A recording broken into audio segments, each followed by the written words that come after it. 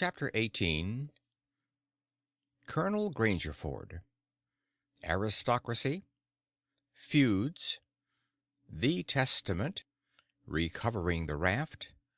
The Woodpile. Pork and Cabbage. Colonel Grangerford was a gentleman, you see. He was a gentleman all over, and so was his family. He was well born, as the saying is, and that's worth as much in a man as it is in a horse, so the widow Douglas said, and nobody ever denied that she was of the first aristocracy in our town. And pap, he always said it too, though he warn't no more quality than a mudcat himself. Colonel Grangerford was very tall and very slim, and had a darkish, paly complexion, not a sign of red in it anywheres.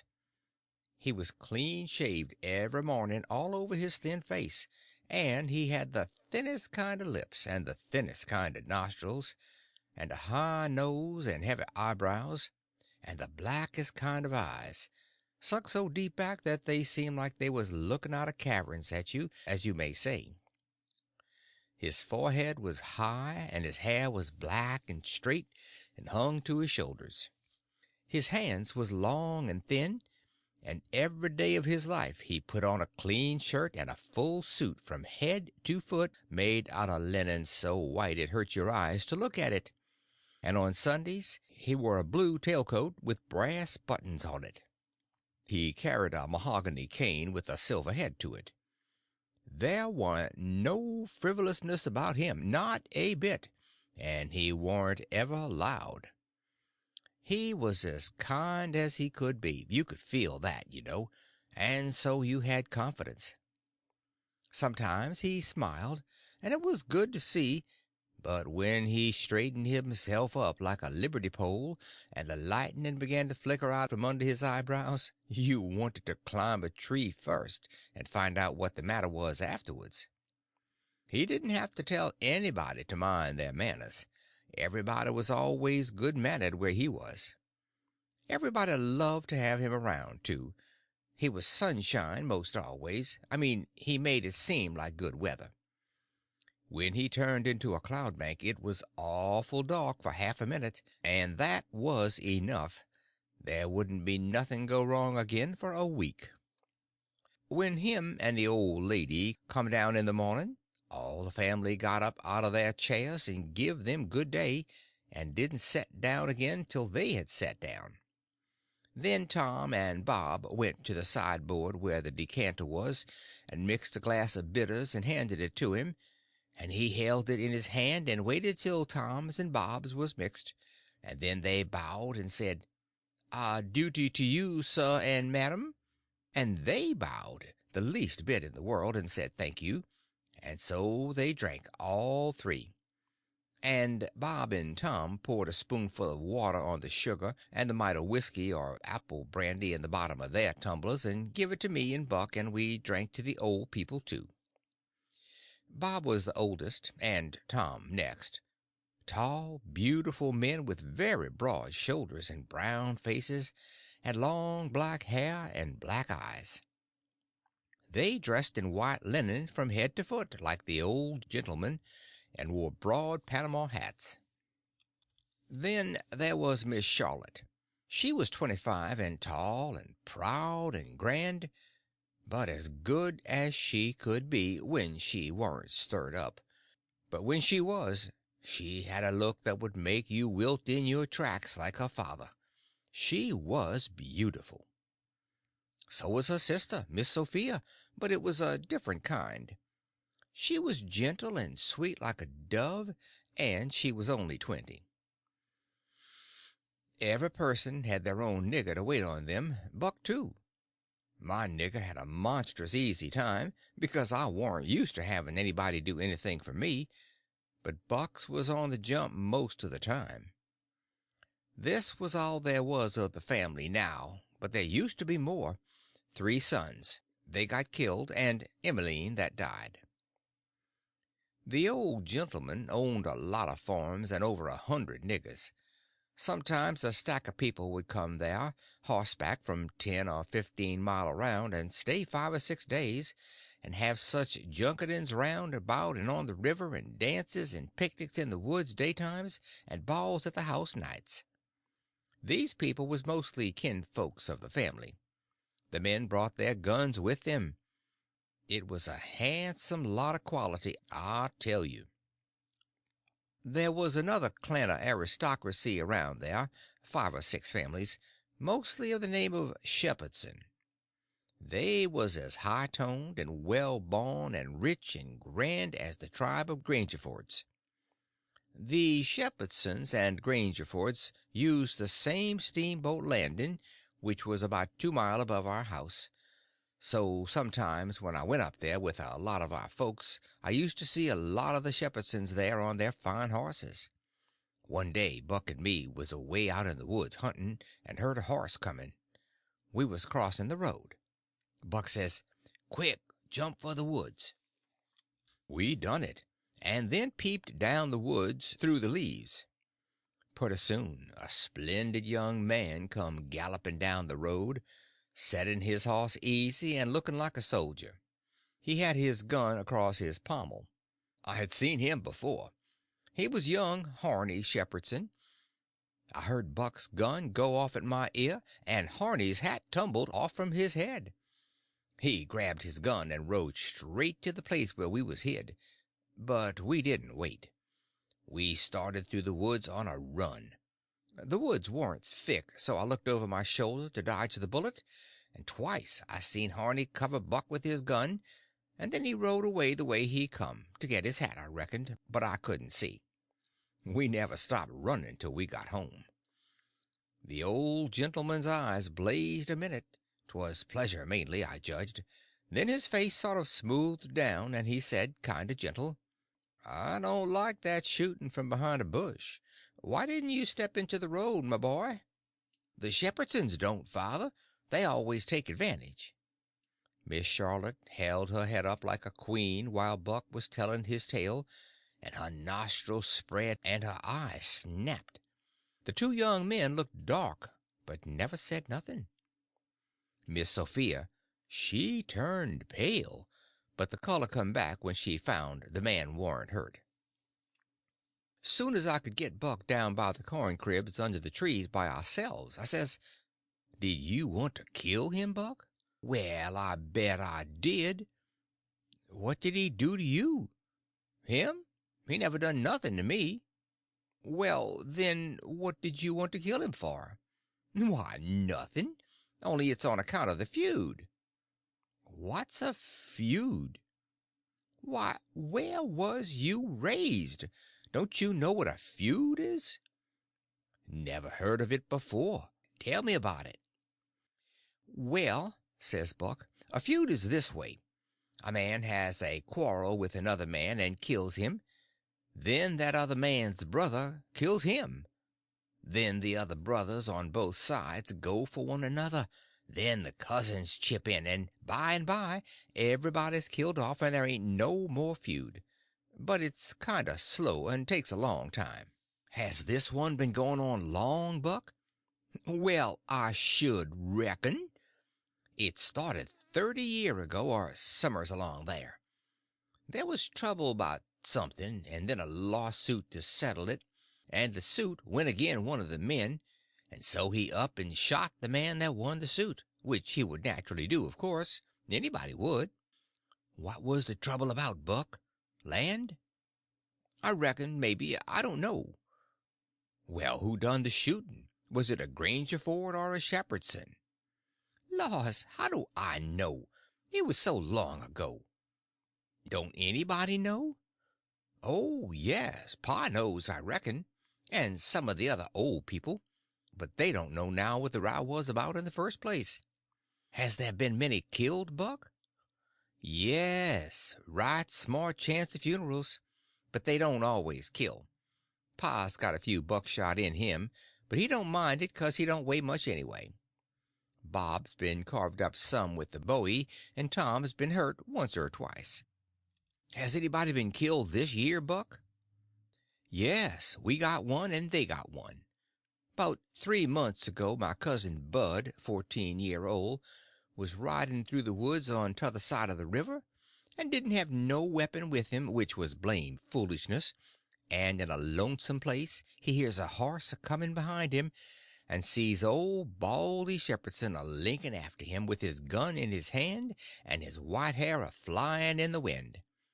And instead of jumping off and taking to the brush, Bud 'lowed he could outrun him. So they had it nip and tuck for 5 mile or more, the old man a gaining all the time.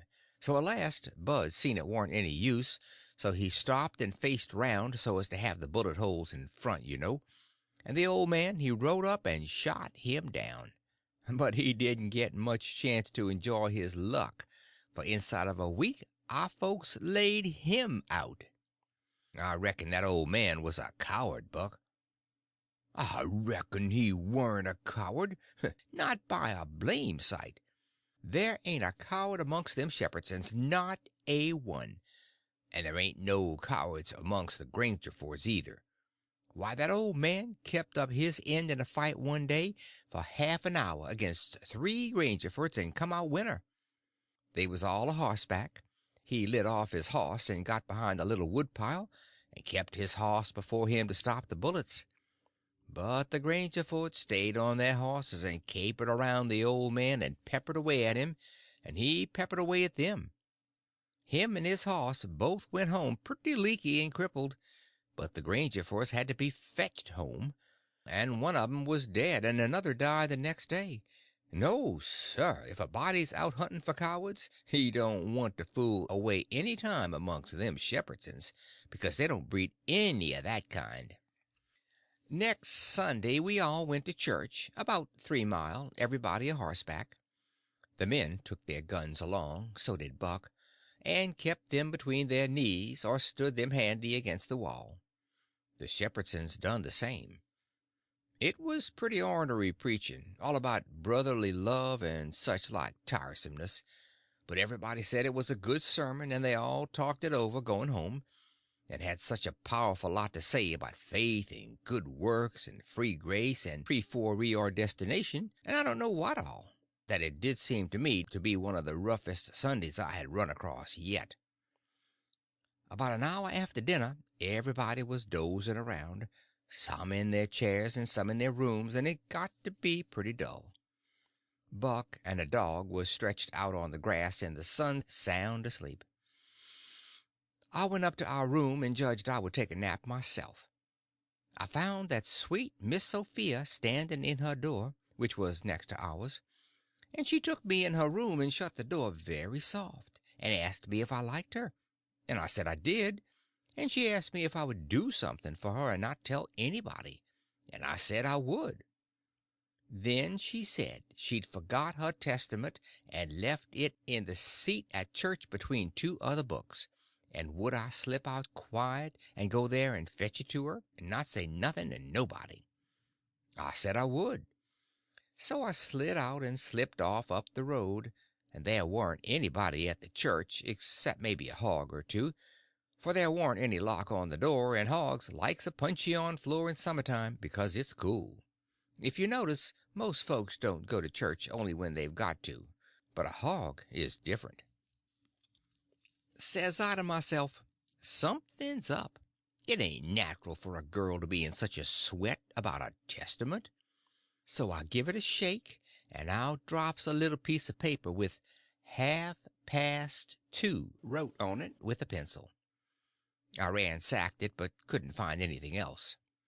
I couldn't make anything out of that, so I put the paper in the book again, and when I got home and upstairs there was Miss Sophia in her door waiting for me. She pulled me in and shut the door. Then she looked in the Testament till she found the paper, and as soon as she read it she looked glad, and before a body could think she grabbed me and give me a squeeze, and said I was the best boy in the world and not to tell anybody.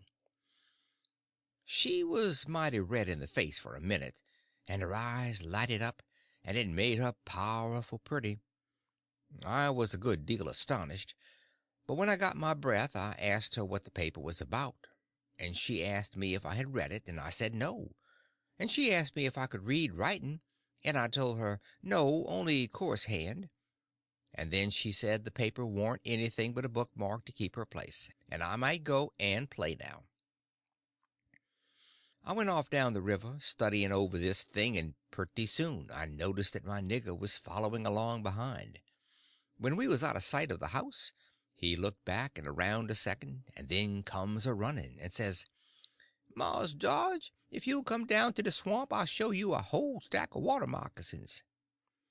Thinks I, that's mighty curious. He said that yesterday. He ought to know a body don't love water moccasins enough to go around hunting for them.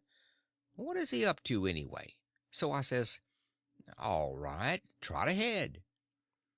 I followed a half a mile, then he struck out over the swamp, and waded ankle deep as much as another half mile. We come to a little flat piece of land which was dry and very thick with trees and bushes and vines, and he says, "You shove right in dar just a few steps, Mars George. Dat's where dey is. I seed 'em befo'. I don't care to see 'em no mo'." Then he slopped right along and went away, and pretty soon the trees hid him. I poked into the place a ways, and come to a little open patch as big as a bedroom, all hung around with vines, and found a man laying there asleep, and by jings, it was my old Jim. I waked him up, and I reckoned it was going to be a grand surprise to him to see me again, but it warn't. He nearly cried, he was so glad, but he warn't surprised. Said he swum along behind me that night, and heard me yell every time, but dasn't answer, because he didn't want nobody to pick him up and take him into slavery again. Says he, "I got hurt a little and couldn't swim fast, so I was a considerable ways behind you towards the last.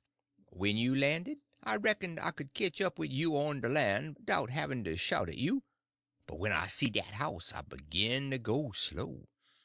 I's off too fur to hear what they say to you. I was afraid of the dog, and when it is all quiet again I knowed you's in the house, so I struck out for the woods to wait for day. Early in the morning some of the niggers come along, gwine to the fields, and they took me and showed me this place where the dogs can't track me on accounts of the water, and they brings me truck to eat every night, and tells me how you's a getting along. Why didn't you tell my Jack to fetch me here sooner, Jim?" "Well, 'twa'n't no use to disturb you, Huck, till we could do something, but we's all right now. I been a buying pots and pans and vittles as I got a chancet, and a patching up the raft nights when—" "What raft, Jim?" "Our old raft." "You mean to say our old raft warn't smashed all to flinders?" "No, she warn't. She was tore up a good deal, one end of her was, but there warn't no great harm done, only our traps was most all lost. And if we hadn't dived so deep and swum so far under water, and the night hadn't been so dark, and we warn't so scared, and been such pumpkin heads, as the saying is, we'd a seed the raft. But it's just as well we didn't, 'cuz now she's all fixed up again most as good as new, and we's got a lot of new stuff in the place of what is lost." "Why, how did you get hold of the raft again, Jim? Did you catch her?" "How I gwyne to catch her, and I out in the woods? No. Some of the niggers found her ketched on a snag along here in the bend, and they hid her in a crick 'mongst the willows, and they was so much jawing about which on 'em she belonged to the most that I come to hear about it pretty soon. So I ups and settles the trouble by telling 'em she don't belong to none of 'em, but to you and me. And I ask 'em if they gwyne to grab a young gentleman's property, and get a hiding for it. Den I give 'em 10 cents apiece, and they was mighty well satisfied, and wished some mo' rafts had come along and make 'em rich again. Dey's mighty good to me, dese niggers is, and whatever I wants 'em to do for me I don't have to ask 'em twice, honey. Dat Jack's a good nigger, and putty smart." "Yes, he is. He ain't ever told me you was here. Told me to come, and he'd show me a lot of water moccasins. If anything happens, he ain't mixed up in it. He can say he never seen us together, and it'll be the truth. I don't want to talk much about the next day. I reckon I'll cut it pretty short. I waked up about dawn, and was a going to turn over and go to sleep again, when I noticed how still it was. Didn't seem to be anybody stirring. That warn't usual. Next I noticed that Buck was up and gone. Well, I gets up, a-wondering, and goes downstairs. Nobody around. Everything as still as a mouse. Just the same outside. Thinks I, what does it mean? Down by the woodpile I comes across my Jack and says, what's it all about? Says he, don't you know Mars George? No, says I don't. Well, den, Miss Sophia's run off, deed she has. She run off in de night sometime, nobody don't know just when. Run off to get married to dat young Harney Shepherdson, you know. Leastways, so dey spec. The family found it out about half an hour ago, maybe a little mo', and I tell you there warn't no time lost. Such another hurrying up guns and horses you never see. The women folk has gone for to stir up the relations, and old Mars Saul and the boys took the guns and rode up the river road for to try to catch that young man and kill him before he can get across the river with Miss Sophia. I reckon there's gwine to be mighty rough times. Buck went off without waking me up. Well, I reckon he did. They warn't gwine to mix you up in it. Mars Buck he loaded up his gun and 'lowed he gwine to fetch home a Shepherdson or bust. Well, there'll be plenty of 'em there, and I reckon he'll fetch one of 'em if he gets a chanst. I took up the river road as hard as I could put. By and by I begun to hear guns a good ways off. When I come in sight of the log store and the woodpile where the steamboats lands, I worked along under the trees and brush till I got to a good place, and then I clumb up into the forks of a cottonwood that was out of reach and watched. There was a wood rank 4 foot high a little ways in front of the tree, and first I was going to hide behind that, but maybe it was luckier I didn't. There was 4 or 5 men cavorting around on their horses in the open space before the log store, cussing and yelling and trying to get at a couple of young chaps that was behind the wood rank alongside of the steamboat landing, but they couldn't come it. Every time one of them showed himself on the riverside of the woodpile he got shot at. The 2 boys was squatting back to back behind the pile so they could watch both ways. By and by the men stopped cavorting around and yelling. They started riding toward the shore. Then up gets one of the boys, draws a steady bead over the wood rank, and drops one of 'em out of his saddle.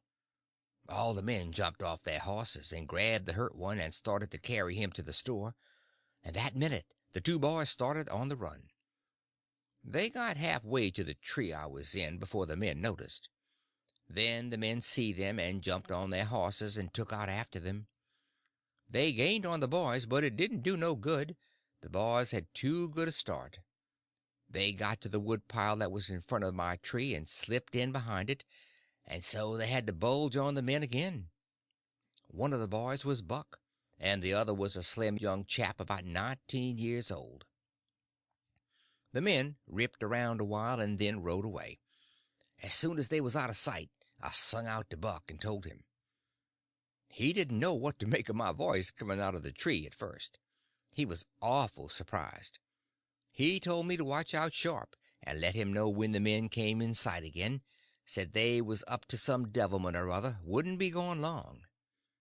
I wished I was out of that tree, but I dasn't come down.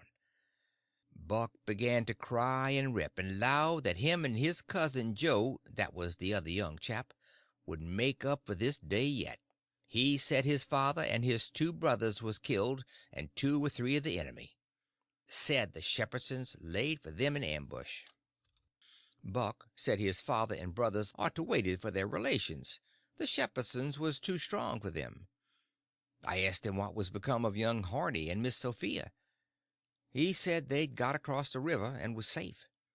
I was glad of that. But the way Buck did take on because he didn't manage to kill Harney that day he shot at him, I ain't never heard anything like it.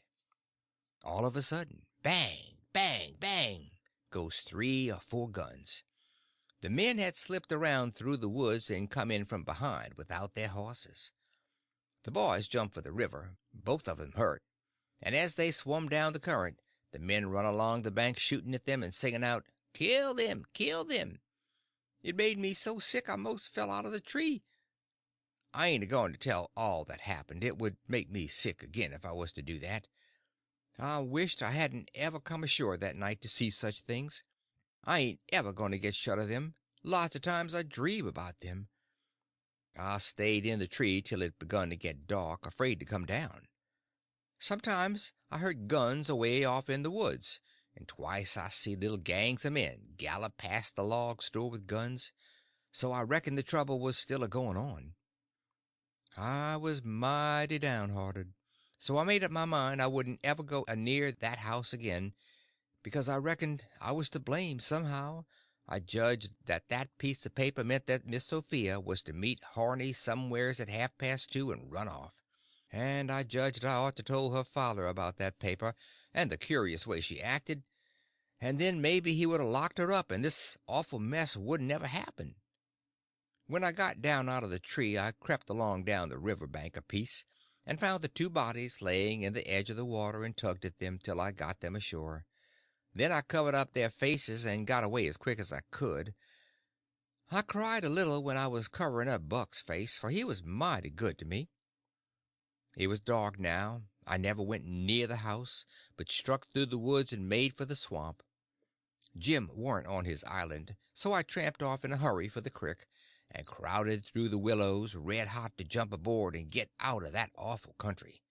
The raft was gone. My souls, but I was scared. I couldn't get my breath for most a minute. Then I raised a yell. A voice not 25 foot from me says, "Good land, is that you, honey? Don't make no noise." It was Jim's voice. Nothing ever sounded so good before.